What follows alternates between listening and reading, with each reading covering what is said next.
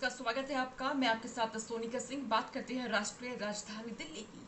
Supreme court ने एक ऐतिहासिक फैसला दिया है और ये तय कर दिया कि दिल्ली में सर्वोच्च चुनी हुई सरकार ही है। इस फैसले के आने के बाद आम आदमी पार्टी और अरविंद केजरीवाल की सरकार में जश्न का माहौल है।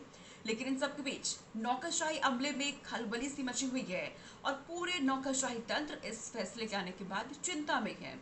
सोच सोचकर उनकी परेशानी और बढ़ रही है कि आखिरकार इस फैसले की प्रतिक्रिया का उन पर क्या असर होगा। अब ये बात उनकी चिंता को और बढ़ा रहा है। दरअसल जानकारी ये सामने आई है कि सुप्रीम कोर्ट के इस आदेश से अधिकांश अधिकारी जो है वो बहुत खुश नहीं है।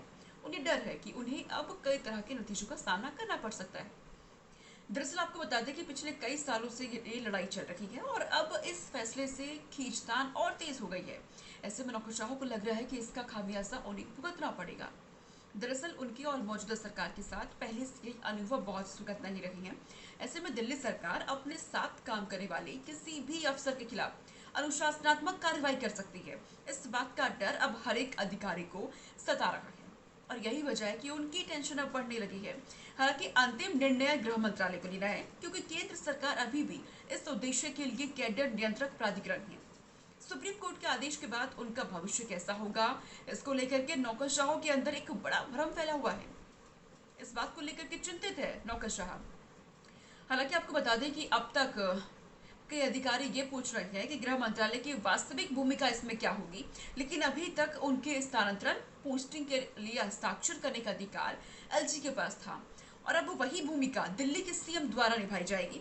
जब तक कि वह किसी और मंत्री को यह अथॉरिटी नहीं सौंप देते हैं, यह अधिकार नहीं सौंपते हैं, तब तक दिल्ली के सीएम ही इस अधिकार को निभाएंगे, इस भूमिका को निभाएंगे। यहाँ तक कि पुलिस, सार्वजनिक व्यवस्था, भूमि के अलावा अन्य मामलों से संबंधित सभी फाइलें दिल्ली एलजी को अब नहीं भेजी जाएंगी। अब तक किसी भी विभाग से संबंधित सभी फाइलों को अंतिम मंजूरी के लिए उपराज्यपाल के सचिवालय में भेजा जाता था।